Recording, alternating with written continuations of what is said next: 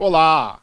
Com o patrocínio do Badoff, que faz o melhor brioche da cidade, está no ar pela TV Pop, canal a cabo Speed Fiber, analógico 14, digital 15.6, o programa No Ataque e na Defesa.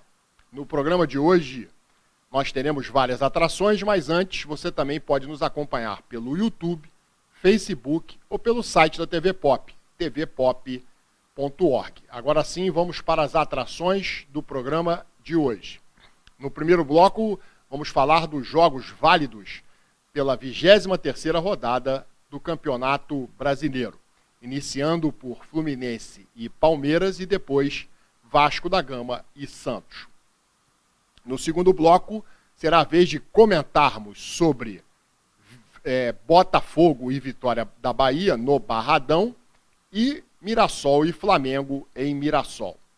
No terceiro e último bloco, como de costume, vamos fazer um panorama geral do Campeonato Brasileiro, com os resultados da 23ª rodada, classificação, tabela de curiosidades elaborada pelo Dr. Marcos Macedo, vascaíno e colaborador do programa, tabela de desempenho dos times cariocas na competição, artilharia, próximos jogos, algumas curiosidades do Campeonato Brasileiro. Também falaremos sobre a Copa do Brasil, confrontos definidos nas quartas de final, Copa Sul-Americana e Copa Libertadores.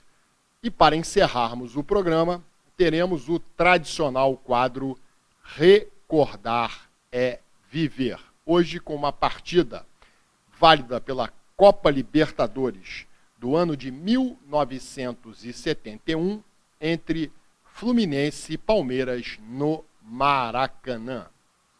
Vamos então iniciarmos aí os nossos comentários pelo jogo de sábado no Maracanã entre Fluminense e Palmeiras, para um público de 20.265 torcedores, sob a desconfiança da torcida tricolor e com o treinador Zubeldia demitido pela diretoria e com Marcão assumindo como técnico interino, o Fluminense recebeu o líder do campeonato, o Palmeiras, e venceu por 3-2 num grande jogo de futebol.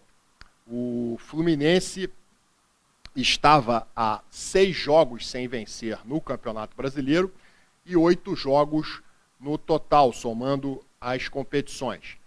Então, era uma partida em que o torcedor tricolor estava realmente muito preocupado com o resultado, já que o Fluminense enfrentou o Palmeiras, que é o líder da competição. Daí a explicação de um público bastante reduzido para a grandeza da partida.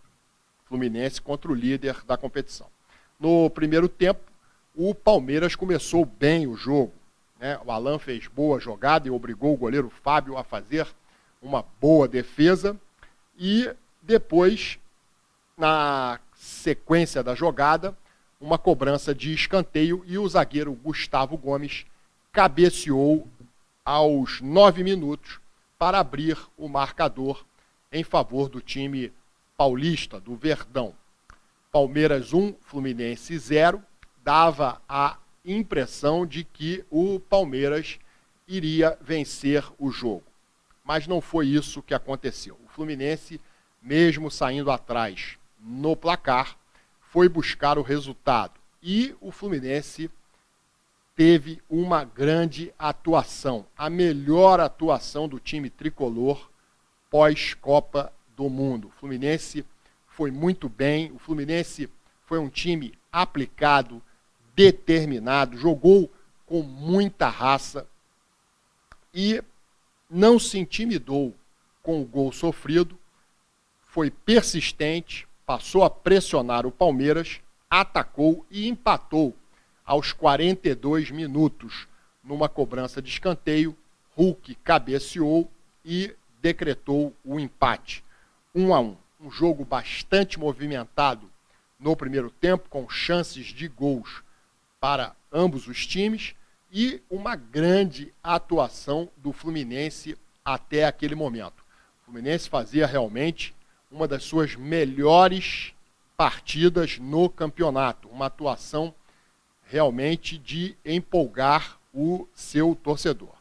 No segundo tempo, o jogo começou equilibrado, mas os dois técnicos fizeram substituições. O Fluminense trocou aí os jogadores Ganso e Hulk, que faziam uma boa partida, pelo Acosta e pelo Cano. E o Abel, técnico do Palmeiras, colocou, além de alguns outros nomes, o principal deles, que fez uma grande partida, o Maurício. Colocou também o Sousa. Mas o Maurício fez com que o time do Palmeiras crescesse na partida. Então, com as substituições, com as mudanças dos treinadores, o Palmeiras cresceu e o Fluminense baixou um pouco de ritmo. E o Palmeiras, então, por intermédio do Maurício, que entrou muito bem na partida, fez o segundo gol aos 36 minutos. Naquele momento, o torcedor tricolor, claro, pensou que a derrota era inevitável. Mas o Fluminense, na base de muita luta, muita garra, muita entrega dos seus jogadores, eu diria que quase todos os jogadores do Fluminense foram muito bem nessa partida. O Fluminense foi buscar o empate, né? O Cano havia entrado no lugar do Hulk, o Cano cabeceou, a bola bateu na trave e no rebote o Serna, que também entrou no segundo tempo, empatou a partida aos 39 minutos. Né? Maurício fez 2-1 para o Palmeiras aos 36, 3 minutos depois, Serna empatou para o Fluminense. Parecia que a partida terminaria empatada, mas o Fluminense ainda teve fôlego para buscar a vitória. E veio por intermédio do jogador Cano, né? Um artilheiro aí que estava devendo à torcida tricolor, mas é um jogador que é muito festejado, muito respeitado pelos torcedores do Fluminense. Ele acabou cabeceando uma bola, tirando a possibilidade de defesa do goleiro Carlos Miguel e decretando aos 46 minutos a vitória do Fluminense sobre o líder do campeonato, o Palmeiras. Realmente, nessa partida, o Fluminense fez valer a máxima dos seus torcedores, que diz que o Fluminense é um time de guerreiros. Sem dúvida alguma, no jogo contra o Palmeiras, essa máxima prevaleceu. O Fluminense realmente foi guerreiro, jogadores todos merecem destaque, mas para mim, se sobressaíram na partida o lateral direito Guga, pela sua entrega, na raça. O Guga realmente foi um jogador brilhante nesse jogo. E também eu vou destacar dois outros jogadores de meio de campo que foram determinantes para a vitória tricolor. O Ganso, que acabou sendo substituído no segundo tempo, foi quando o Fluminense caiu um pouco de produção, e o Martinelli, que é um bom jogador, construiu ali várias jogadas do Fluminense e também desarmou muitas jogadas do time do Palmeiras. Então, os destaques da partida, na minha opinião, todo o time do Fluminense jogou bem, mas gostei muito das atuações do Guga, da sua raça, da sua disposição, da sua entrega e da técnica do Ganso e do Martinelli. Estatísticas da partida: 14 finalizações para o Fluminense contra 12 do Palmeiras. No gol foram 7 para o time tricolor e 5 para o Verdão. Posse de bola, 60% de posse de bola para o Fluminense, 40% para o Palmeiras. Festa e alívio para a torcida tricolor, que compareceu em número reduzido. E aqueles que não foram ao Maracanã prestigiar e apoiar o Fluminense perderam uma grande atuação do time tricolor, que saiu aplaudido e festejado pela sua torcida no fim da partida. Então, resultado final: Fluminense 3, Palmeiras 2 no Maracanã, tropeço do líder para o tricolor carioca. Bom, agora nós vamos falar aí do próximo jogo, o jogo entre Vasco da Gama e Santos, minutos. Vasco da Gama recebeu o Santos em São Januário, estádio lotado, e o Vasco da Gama perdeu essa partida. Na presença de 20.430 torcedores, pelo menos aí uns 500 a 800 torcedores santistas, mas a maioria, claro, de vascaínos, estavam muito esperançosos de que o Vasco fizesse uma grande partida e conquistasse 3 pontos importantes, já que o Santos é um adversário direto do Vasco da Gama na briga contra o rebaixamento. Santos que foi a campo com jogadores de prestígio como Gabigol e, especialmente, o craque do time, Neymar, que fez uma boa partida, teve uma boa atuação e chegou mesmo a ser decisivo para o Santos Futebol Clube vencer a partida. No primeiro tempo, o Vasco, jogando com o apoio da torcida, foi melhor que o Santos. O Vasco da Gama teve uma boa atuação no primeiro tempo, criou oportunidades de fazer gols, mas não conseguiu colocar a bola dentro da rede. Uma deficiência do ataque vascaíno. O Santos pouco ameaçava o time do Vasco, mas o primeiro tempo acabou 0-0. Sendo que eu preciso destacar que o Vasco tinha posse de bola, tinha o domínio da partida, mas no primeiro tempo as melhores chances de gols foram do time santista. Gabigol entrou na cara do goleiro Léo Jardim, chutou para fora, e teve uma outra oportunidade com o jogador Cabadeiro, que cabeceou no travessão com o goleiro Léo Jardim já batido. Então, Vasco joga melhor no primeiro tempo, mas é o Santos que desperdiça as melhores oportunidades. No segundo tempo, logo aos 2 minutos, o Vasco da Gama perdeu uma grande oportunidade. Tietê desperdiçou uma chance assim muito clara para abrir o placar para o Vasco da Gama. E o Vasco da Gama, então, volta para o segundo tempo, dominando, mas falhando nas conclusões dos seus atacantes. E isso lhe custou caro demais, custou muito caro para o time cruzmaltino.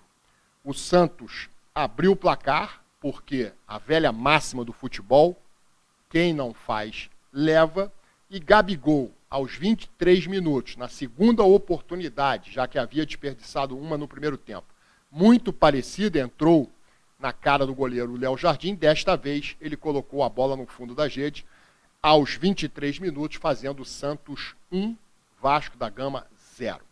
Com o gol sofrido, o Santos cresceu de produção e o Vasco literalmente murchou. O Vasco sentiu o gol do Gabigol e não conseguiu mais se encontrar na partida. E aí levou o segundo gol de Luan Pérez, o zagueiro. Na verdade, o segundo gol foi do Arão, aos 31 minutos, numa falha do goleiro Léo Jardim. Ele rebateu uma bola no peito do Arão e a bola foi em direção ao gol.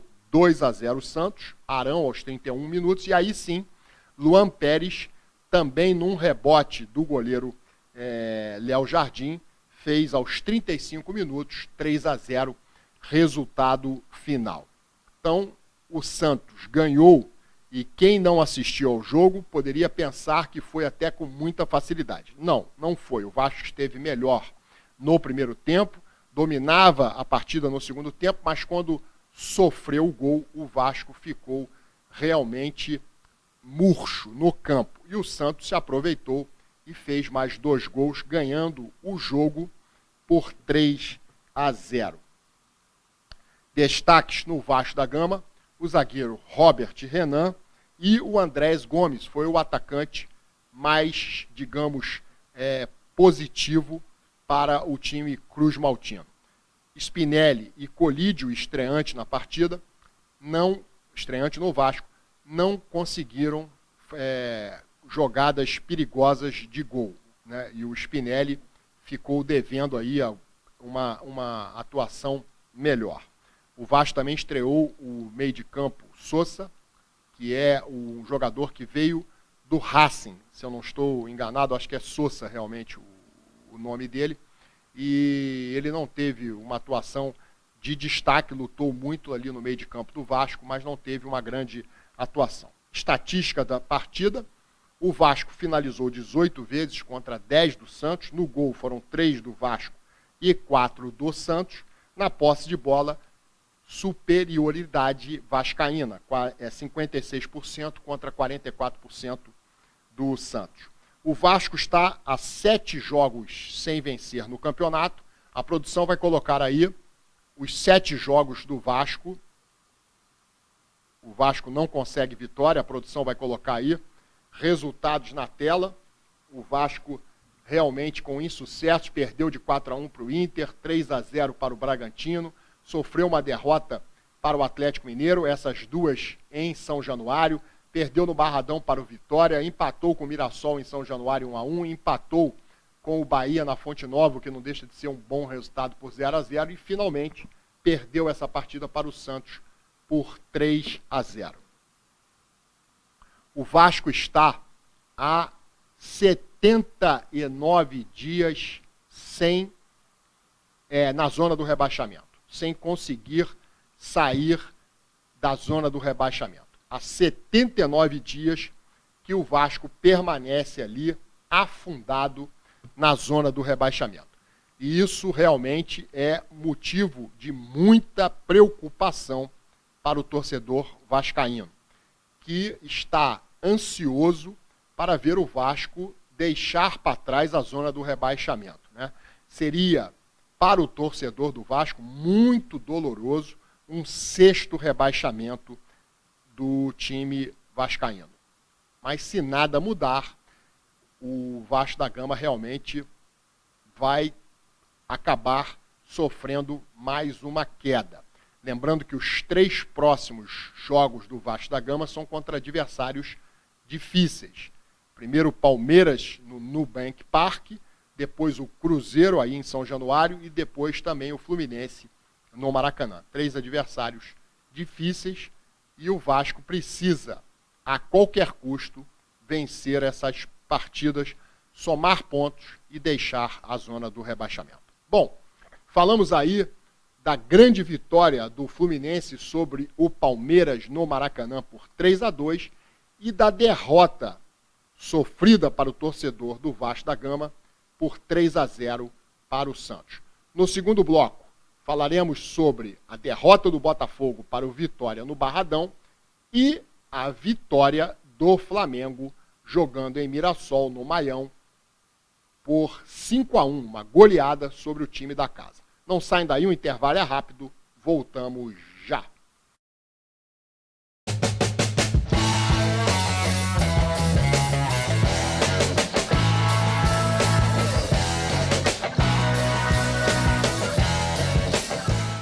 Você que está assistindo ao programa No Ataque na Defesa, preste atenção nessa dica. Se a fome atacar, contra-ataque com o melhor brioche da cidade. Massa macia, sabor irresistível e com muito recheio.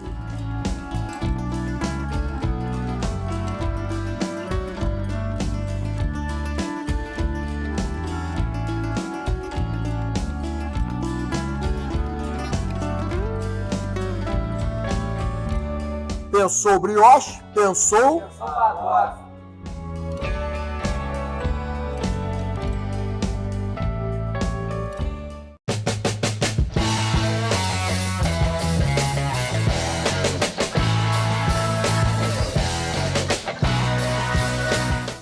Estamos de volta com o segundo bloco do programa No Ataque na Defesa e vamos agora abordar o jogo entre Vitória e Botafogo no Barradão para um público de 20.025 torcedores. O Botafogo, vindo de uma derrota, uma goleada para o Cienciano na Sul-Americana, precisava se reabilitar, mas não conseguiu um bom resultado e sofreu uma nova derrota, desta vez para o Vitória.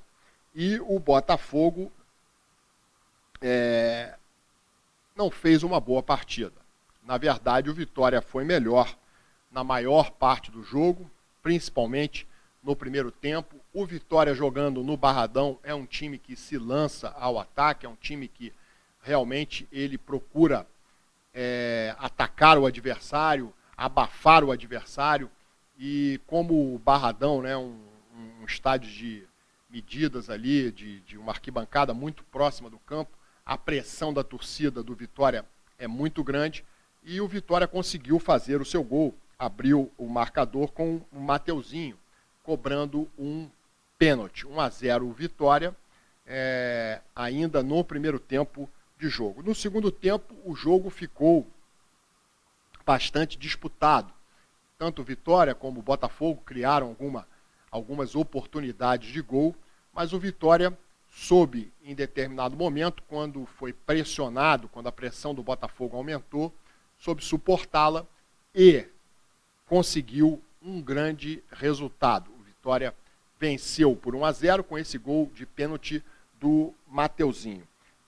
Houve uma confusão no fim do jogo, ali entre o Arthur Cabral e o técnico do Vitória, Jair Ventura, e o Arthur Cabral acabou sendo expulso porque falou alguma coisa colocando a mão sobre a boca. Essa é a nova regra aí, chamada Lei Vini Júnior, e ele acabou sendo expulso pelo árbitro da partida, né? Os jogadores do Botafogo ficaram revoltados ali com o comportamento da comissão técnica do Vitória, de alguns jogadores, e criou-se ali, no fim da partida, uma confusão. O certo é que o time do Botafogo não conseguiu uma grande atuação, não conseguiu pressionar o Vitória, e nos momentos em que o Botafogo até exerceu uma pressão sobre o time da casa, o Vitória conseguiu suportar bem e garantir o resultado de 1-0. Estatísticas da partida: o Vitória finalizou 20 vezes contra 14 do Botafogo. No gol foram 4 pelo time rubro-negro e 3 pelo time alvinegro. Posse de bola: o Botafogo teve uma posse de bola maior, 53% para o Botafogo, 47% para o Vitória.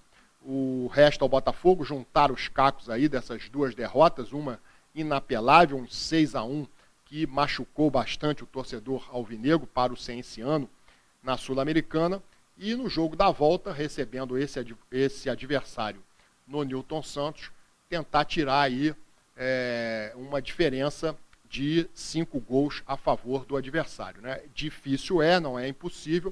O Botafogo vai precisar ter aí o apoio do seu torcedor, que não gosta muito de comparecer ao estádio. Mas nessa partida contra o Cienciano, não resta nenhuma alternativa ao Botafogo, senão encher o Newton Santos.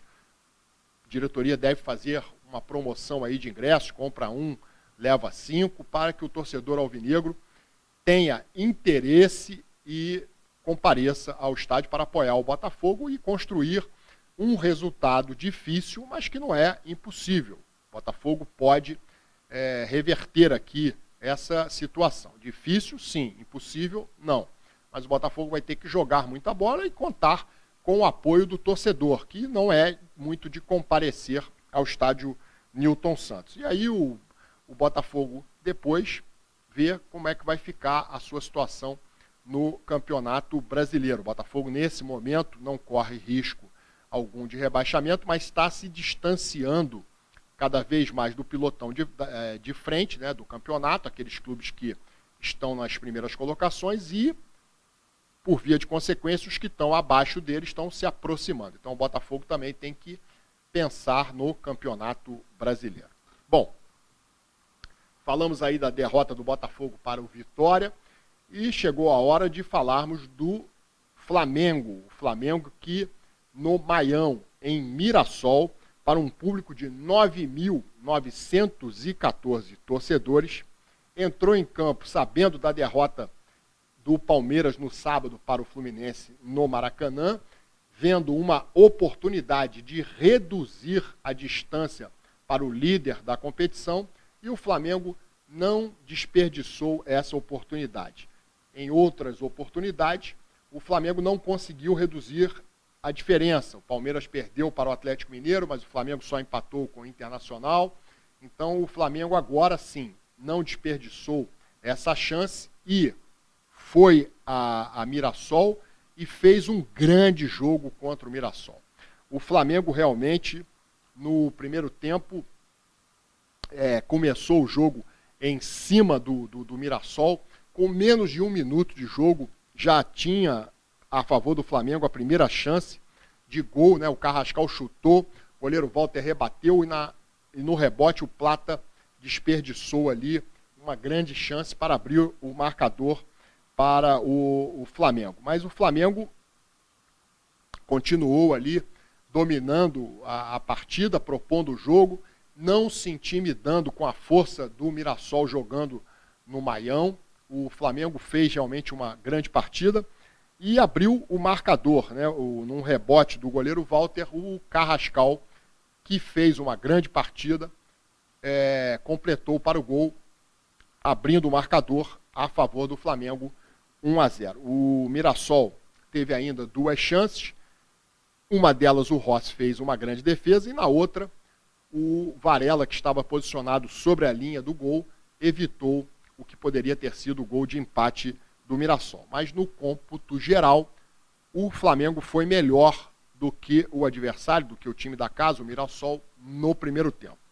No segundo tempo, né, o Flamengo foi muito bem. Mas antes disso, voltando um pouco ao primeiro tempo, no fim do primeiro tempo, teve um lance que poderia ter o jogador do Mirassol, Denilson, poderia ter sido expulso. O Carrascal, num contra-ataque, se livrou da marcação de 2 ou 3 jogadores do Mirassol, entre eles o Denilson, ia partir em direção ao gol sozinho e foi agarrado pelo jogador Denilson. A regra nesse tipo de lance é muito clara. O Denilson era o último homem, o Carrascal tinha uma oportunidade clara de fazer o gol e a recomendação seria a expulsão do Carrascal. O juiz não expulsou o jogador, Denilson, deu a ele cartão amarelo e o VAR não interveio, o que para mim foi um erro. A jogada era uma jogada clássica de cartão vermelho. Então, o Mirassol poderia ter ficado com um homem a menos. No segundo tempo, embora o árbitro tenha falhado nessa marcação aí,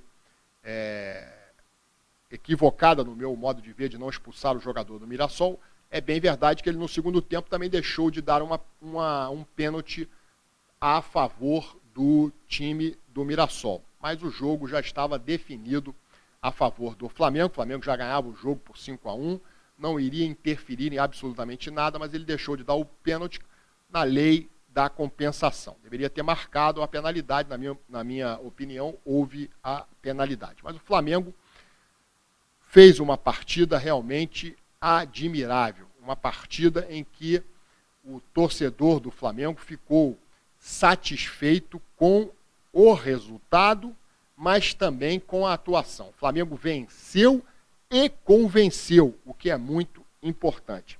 Então, o segundo tempo foi um passeio do Flamengo, né? O Flamengo amassou o Mirassol. Luiz Araújo, aos 7 minutos, fez 2-0. Pedro, aos 10 minutos, fez 3-0. Novamente, Pedro, aos 20 minutos, 4-0. Samuel Lino, aos 28 minutos, recebendo um passe do Arrascaeta, que havia entrado no segundo tempo, faz 5-0.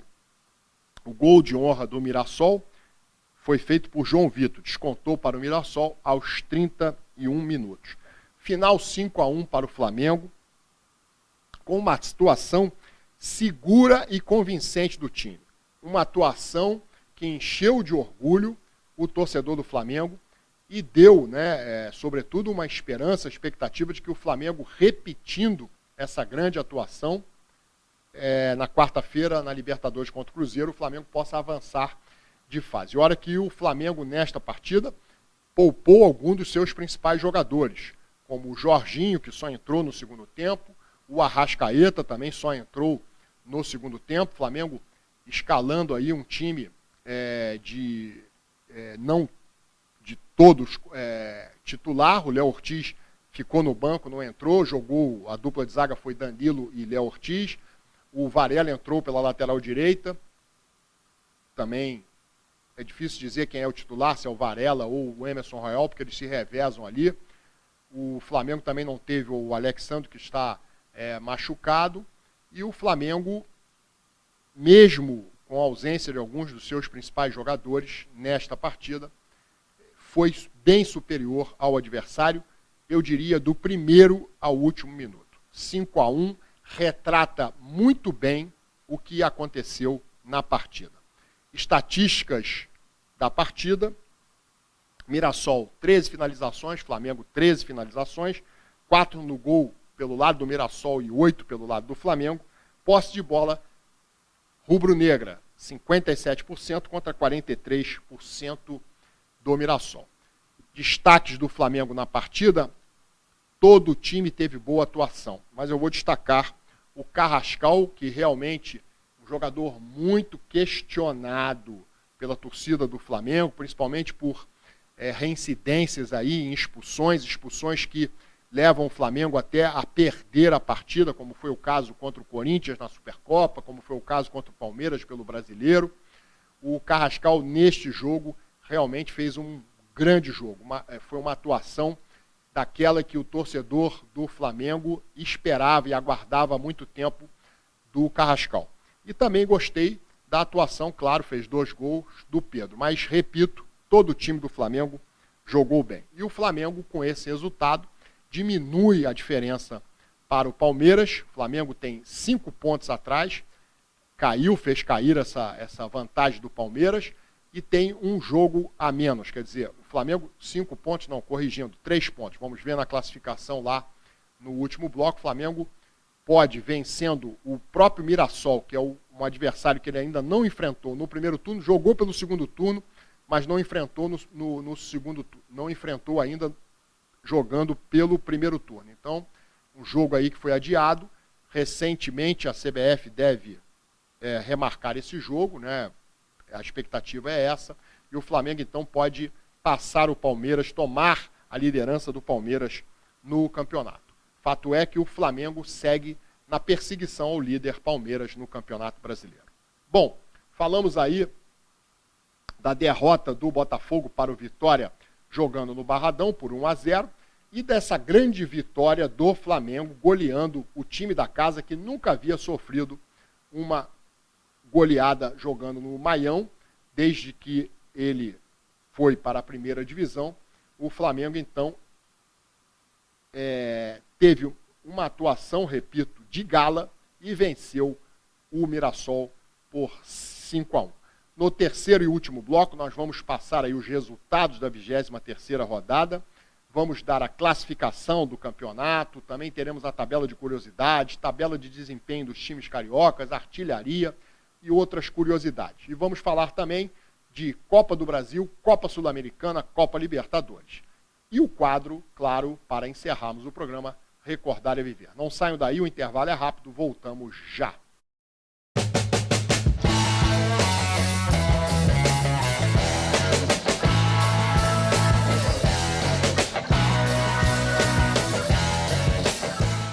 Você que está assistindo ao programa No Ataque na Defesa, preste atenção nessa dica. Se a fome atacar, contra-ataque com o melhor brioche da cidade. Massa macia, sabor irresistível e com muito recheio.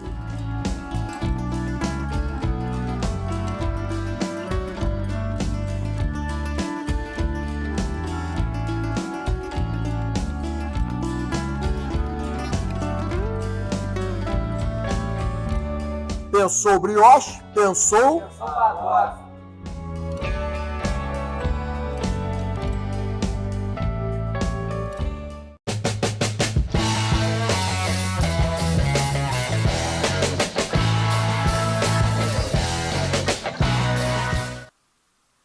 Já estamos de volta. Vamos agora aos resultados da 23ª rodada do Campeonato Brasileiro. Na tela para vocês os resultados. Chapecoense 3, Bahia 3, Atlético Mineiro 3, Grêmio 0, Vasco 0, Santos 3, Mirassol 1, Flamengo 5, Vitória da Bahia 1, Botafogo 0, Corinthians 1, Cruzeiro 2. Hoje teremos ainda, para fecharmos a 23ª rodada, Internacional e Remo no Beira-Rio. Com esses resultados, ficou assim a classificação do Campeonato Brasileiro. O líder Palmeiras tem 48 pontos e o vice-líder Flamengo, com um jogo a menos, o líder Palmeiras 48 pontos, retificando 48 pontos, e o vice-líder Flamengo 45. 3 pontos separam Flamengo e Palmeiras, e o Flamengo tem um jogo a menos. Se o Flamengo vencer o seu próximo jogo, no saldo de gols, que já é vantajoso para o Flamengo assume a liderança. Em terceiro, o Atlético Paranaense, 41 pontos, e fechando o G4, o Fluminense com 38 pontos. Entre os cariocas, o Botafogo ocupa a 11ª posição com 30 pontos, e o Vasco da Gama está na vice-lanterna do campeonato com 22 pontos, uma campanha semelhante ao 18º Remo, uma campanha muito ruim do Vasco da Gama. Vamos agora à tabela de curiosidades elaborada pelo Dr. Marcos Macedo. Essa tabela nos diz o seguinte: melhor ataque é o Flamengo, o pior ataque, Chapecoense, Vasco e Vitória da Bahia. Melhor defesa, Flamengo e Palmeiras. A pior defesa é da Chapecoense. O melhor mandante são Atlético Paranaense e Fluminense. E o pior mandante, a Chapecoense. Melhores visitantes, Flamengo e Palmeiras. E o pior visitante, também a Chapecoense. O Vasco completa 6 rodadas na zona do rebaixamento. O Cruzeiro venceu a sua 3ª partida consecutiva. O Atlético Paranaense está invicto a 8 rodadas. Fluminense e Flamengo estão invictos a 6 rodadas. A Chape não vence a 21 rodadas, São Paulo não vence a 9 rodadas e o Vasco da Gama não vence a 7 rodadas.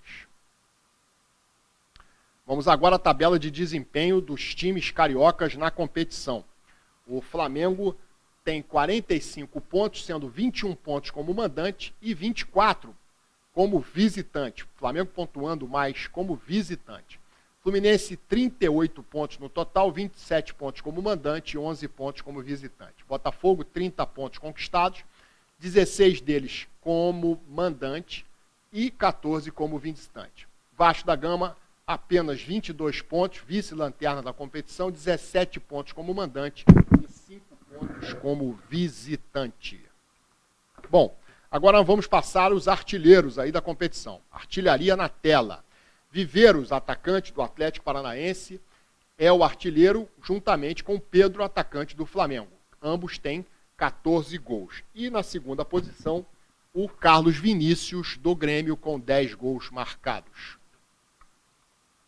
Próxima rodada do Campeonato Brasileiro. Próxima rodada. No sábado, dia 22 de agosto, nós teremos, às 4 horas no Maracanã, Fluminense e Remo. Às 20 horas e 30 minutos no Mineirão, Cruzeiro e Flamengo voltam a se enfrentar, desta vez pelo Campeonato Brasileiro. Na quarta-feira, eles se enfrentam pela Libertadores. Voltam a se enfrentar pelo Brasileiro no Mineirão, sábado, 8h30.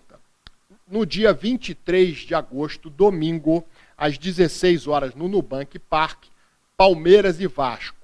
Que desafio aí para o Vasco, simplesmente vai encarar o líder atual da competição. E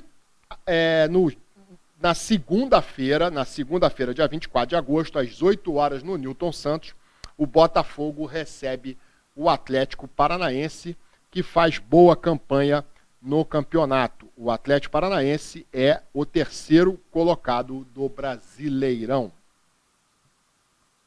Bom, vamos agora aí para algumas curiosidades do Campeonato Brasileiro. Últimos campeões do Campeonato Brasileiro, de 2006 a 2025. A lista está aí na tela para vocês conferirem. De 2006 a 2025, o Flamengo conquistou 4 vezes a competição, em 4 oportunidades, 2009, 2019, 2020 e 2025. O Fluminense em 2 oportunidades, 2010, 2012. E o Botafogo em 1 oportunidade, 2024. o Vasco da Gama não conseguiu ainda conquistar o Brasileiro na era dos pontos corridos, que se iniciou em 2003. Vamos ver agora aí os 10 últimos campeões. 10 últimos campeões na tela. Último campeão, atual campeão, é o Flamengo, em 2025. Em 2024 deu Botafogo, em 2023 e 2022 deu Palmeiras, em 2021 Atlético Mineiro, 2019 e 2020 deu Flamengo, 2018 deu Palmeiras, 2017 Corinthians, 2016 Palmeiras. De 2016 a 2025, apenas 3 times conseguiram se enfiar entre os campeões: Corinthians, Atlético Mineiro e Botafogo. Nas demais edições, deu Flamengo 3 vezes e Palmeiras 4 vezes. Vamos agora aí, tamanho dos clubes. Numa reportagem aí, que foi feita por uma revista argentina, esse é o tamanho, segundo eles, dos times brasileiros. Esses clubes todos da primeira divisão. Então, na primeira lista aí nós temos Flamengo, São Paulo, Palmeiras e Santos. Na segunda lista, né, segunda prateleira, Corinthians, Grêmio, Inter e Cruzeiro. Na terceira prateleira, Atlético Mineiro e os cariocas, Vasco, Fluminense e Botafogo. Na quarta prateleira, Atlético Paranaense, Bahia e Coritiba. Na quinta prateleira, Vitória e Chapecoense. E na sexta prateleira, Red Bull, Mirassol e Remo. Vamos agora à última curiosidade aí do Campeonato Brasileiro. Com essa goleada do Flamengo 5-1 para cima do Mirassol, vamos ver aí os times que mais golearam no Campeonato Brasileiro de pontos corridos. O Flamengo tem 86 goleadas aplicadas nos pontos corridos. É o único carioca a fazer parte desta lista principal. Em segundo vem o Santos, que aplicou 76 goleadas, e o Palmeiras é o terceiro com 74 goleadas. Então, o Flamengo é o time que mais goleadas aplicou no Brasileiro de pontos corridos. Bom, vamos mudar agora de competição. Falamos tudo aí sobre o Campeonato Brasileiro, panorama geral. Vamos agora mudar de competição. Vamos para a Copa do Brasil. Copa do Brasil, vamos aí com os confrontos que já foram sorteados. Essa chance de dar esses confrontos aí, de 3 clássicos regionais, era uma em 1 milhão. E foi exatamente o que aconteceu. Grêmio enfrenta o Internacional, Cruzeiro enfrenta o Atlético Mineiro, Palmeiras e o Santos, e o único time que não tem clássico pela frente é o Vasco da Gama, que vai enfrentar o Vitória. Vamos ver aí qual desse time, né, vai subir no ranking. Qual desses times, né, vai subir no ranking. Qual deles vai ser o campeão da Copa do Brasil e aumentar os seus títulos. Vamos colocar aí os títulos na tela. Cruzeiro tem 6 títulos, pode ir a 7. O Grêmio tem 5, pode igualar o Cruzeiro. O Palmeiras tem 4, pode igualar o Grêmio com 5. Atlético Mineiro tem 2 títulos conquistados, pode ser o seu terceiro título. O Vasco pode aumentar de 1 para 2 títulos se vencer a competição. A exemplo do Santos, e do Internacional. Ambos, né, todos têm, Vasco, Santos e Inter, uma conquista. E o único que ainda que não entrou na seleta lista de campeões é o Vitória. Esporte Clube Vitória ainda não conquistou o campeonato. Quem você acha que vai levar o título da Copa do Brasil? Cruzeiro, Grêmio, Inter, Atlético Mineiro, Vitória, Vasco? Qual deles será o campeão da Copa do Brasil? E o Santos também está na disputa. Vamos agora falar de Copa Sul-Americana. Copa Sul-Americana, nós tivemos aí 2 confrontos envolvendo times cariocas. 2 confrontos envolvendo os times cariocas. Tivemos aí Vasco 0, Olímpia 0 em São Januário. O Vasco dominou a partida. O Vasco foi dominante, mas com o mesmo problema acontecido na partida contra o Santos, o Vasco não conseguiu fazer gols e não leva nenhuma vantagem para o jogo no Paraguai contra o Olímpia. O Vasco terá que vencer a partida para se classificar para a próxima fase na Sul-Americana ou empatar e levar a decisão contra o Olímpia para as penalidades. Será que vai dar para o Vasco da Gama? Já o Botafogo foi goleado pelo Cienciano por 6-1, a maior derrota de um time brasileiro em competições sul-americanas. O Botafogo foi implacavelmente goleado por 6-1 para um time considerado pequeno no Peru. O Botafogo conseguiu levar 6 gols. E aí, o torcedor do Botafogo ficou na bronca e num vídeo retirado do Instagram, nós vamos ver aí toda a indignação do torcedor do Botafogo, que, na minha opinião, representa aí toda a torcida alvinegra, o sentimento da torcida alvinegra. Produção na tela aí, a indignação do torcedor do Botafogo. E aí? E aí? Quem vai se responsabilizar? Quem vai se responsabilizar por esse vexame histórico? Um dos maiores vexames da história do Botafogo. Quem vai se responsabilizar? Quem vai se responsabilizar? Um dos maiores vexames da história do clube. Quem vai se responsabilizar? É demitir o técnico. É limpar um bando de desgraçado que tá em campo ali, vestiu a camisa do Botafogo e que não tem hombridade.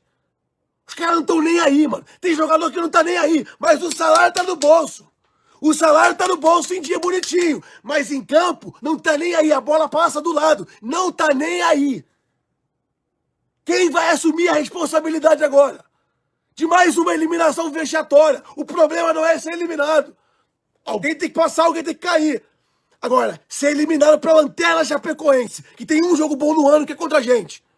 Ser eliminado pro Cienciano, tomando de 6-1, porra. De 6-1. Aí não é normal não, irmão. É uma baita sacanagem com o torcedor. O torcedor fica de otário nessa história. O torcedor fica de otário. Pode ser a altitude que for, parceiro. Não tem isso não, mano. Pode ser a altitude que for, não tem isso.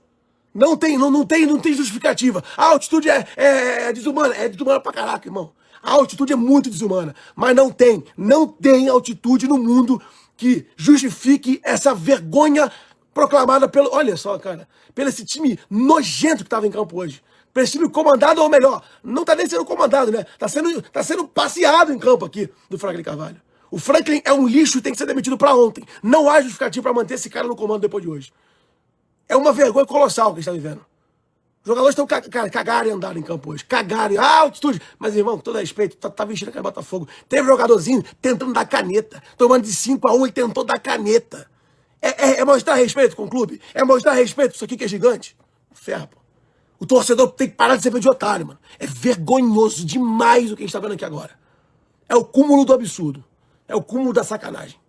Fora Franklin Carvalho e fora um monte de bagre que todo mês tira 1 milhão do bolso do Botafogo e fica em campo, ai, não sei o quê, tô passeando aqui, a bola passa do lado fura. É um bando de... Bom, vimos aí toda a indignação do torcedor do Botafogo, que é o sentimento do torcedor alvinegro depois dessa goleada sofrida pelo Cienciano. Agora, cabe ao torcedor do Botafogo comparecer ao Newton Santos e apoiar o Botafogo para reverter esse resultado. É difícil, como eu disse no segundo bloco, falando do Botafogo, mas não é impossível. O Botafogo vai precisar do seu torcedor. A pergunta é se o torcedor do Botafogo vai apoiar, vai encher o Newton Santos para apoiar o time. Essa é a grande questão. Se a diretoria não fizer nenhuma promoção, acho muito difícil disso acontecer. Vamos mudar aí de competição. Vamos falar agora de Libertadores. Libertadores, vamos para os resultados, estão na tela aí para vocês. Resultados da Libertadores na tela. Entre os cariocas, tivemos Fluminense 0, Rivadavia 0 e Cruzeiro 1, Flamengo 1. Os demais resultados na tela aí para que vocês acompanhem.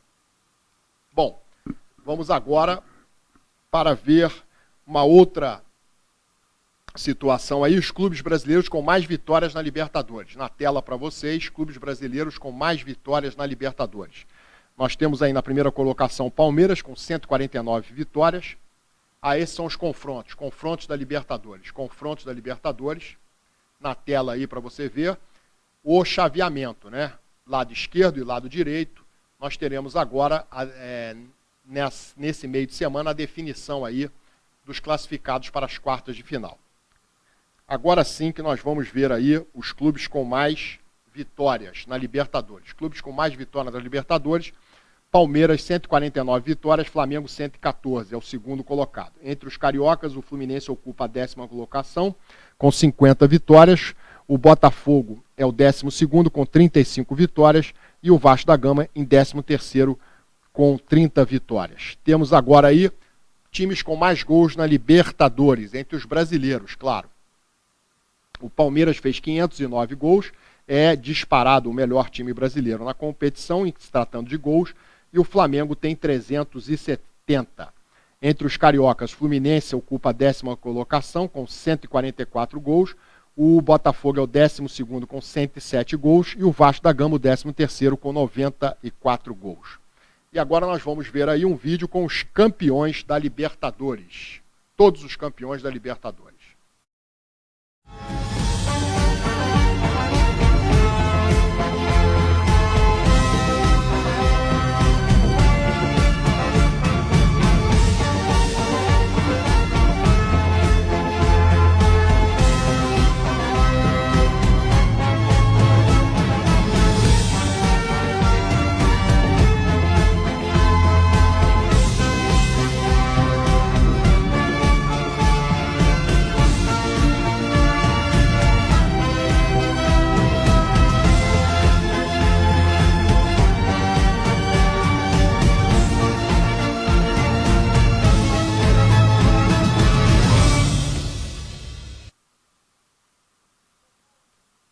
Bom, vimos aí os campeões da Libertadores, então agora temos os jogos de volta. O Fluminense vai jogar na Argentina contra o Rivadavia, pode vencer esse adversário, ou mesmo empatar e levar para os pênaltis e se classificar, não é impossível, mas a vantagem é do Rivadavia. E Flamengo e Cruzeiro, para mim, um jogo muito equilibrado.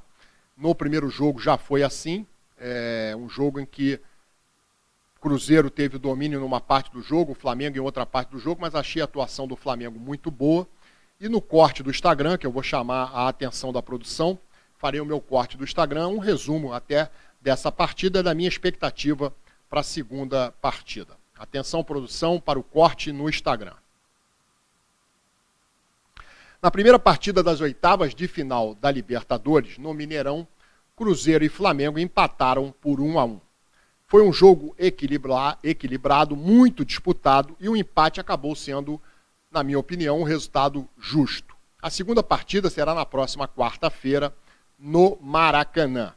A tendência é que seja um jogo com as mesmas características do primeiro, ou seja, equilíbrio e muita disposição dos dois times para alcançar a vitória.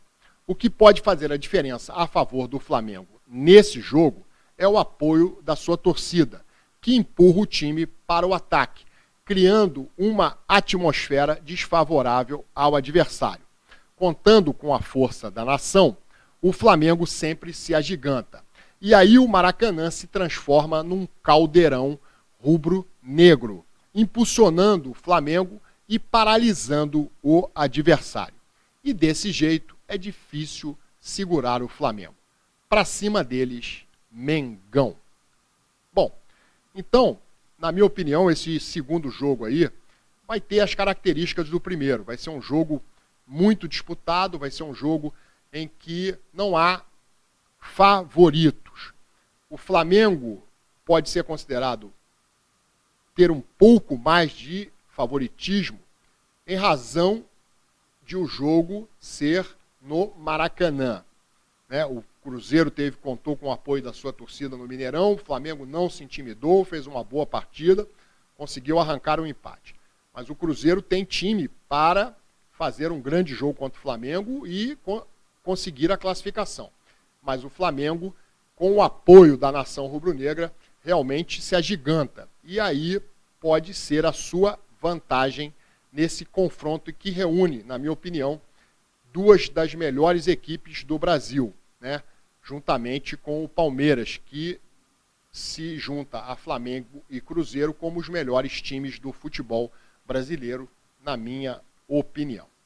Bem, vamos aí agora para o quadro Recordar é Viver, que nós vamos falar de uma partida entre Fluminense e Palmeiras, válida pela fase classificatória da Libertadores do ano de 71. Lembrando que se o Fluminense se classificar e o Palmeiras também obter a sua classificação, esse jogo pode se repetir numa semifinal de Libertadores. Então, o programa No Ataque e na Defesa trouxe hoje esse jogo Palmeiras e Fluminense na Libertadores. O jogo foi no Maracanã e esse confronto pode se repetir nas semifinais da edição desse ano da Libertadores, se Palmeiras e Fluminense conseguirem avançar até lá. Então vamos ver aí, quadro Recordar é Viver, na tela para você.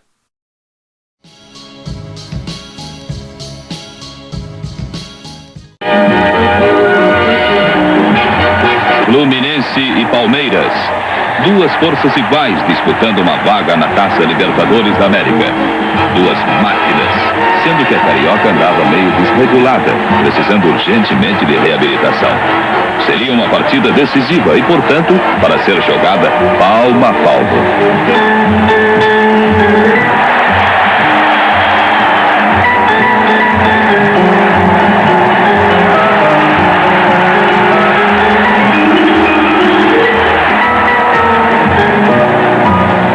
Os paulistas preferiam adotar a estratégia da espera, atraindo o adversário para o seu campo e contra-atacando perigosamente. E assim foi que abriram a contagem.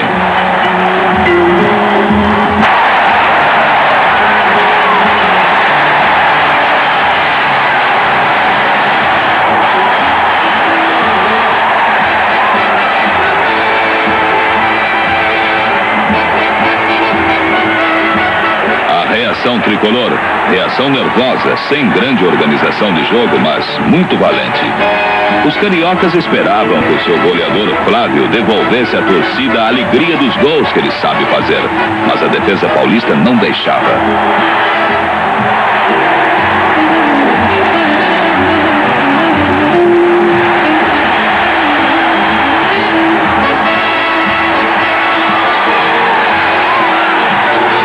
Contra-ataca o Palmeiras, vantagem ampliada.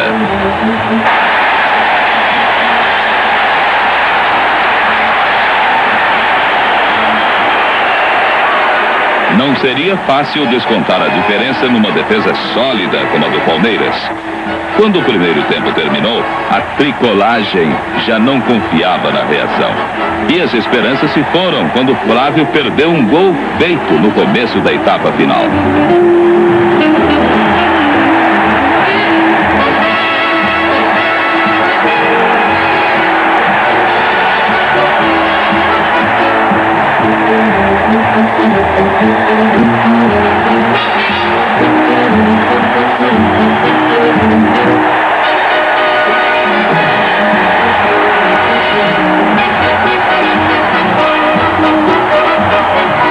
Um lançamento para a área tricolor e o juiz marca um pênalti duvidoso.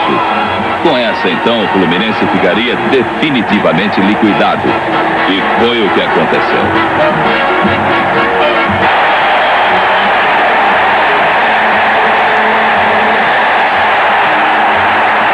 No final, o Flu fazia o seu gol de honra. E o Palmeiras ganhava o direito de representar o Brasil na Taça Libertadores da América.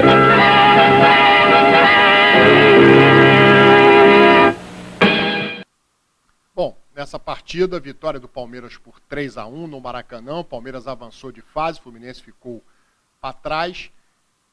As imagens são do Canal 100. No Fluminense jogavam o goleiro Félix, o Didi e também o jogador, um atacante que fazia muitos gols, o Flávio. E pelo lado do Palmeiras jogavam o goleiro Leão, o zagueiro Luiz Pereira e também o craque do time, o camisa 10, Ademir da Guia. Bem, vamos ficando por aqui. Espero que vocês tenham gostado do programa de hoje. Faço convite para o próximo programa, quando vamos abordar, além do Campeonato Brasileiro, a Copa Sul-Americana e a Libertadores. Vamos ver aí quem vai se classificar nessas duas competições sul-americanas para a próxima fase, e vamos debater aqui tudo no próximo programa. Um abraço a todos, agradeço pela audiência e ficamos por aqui.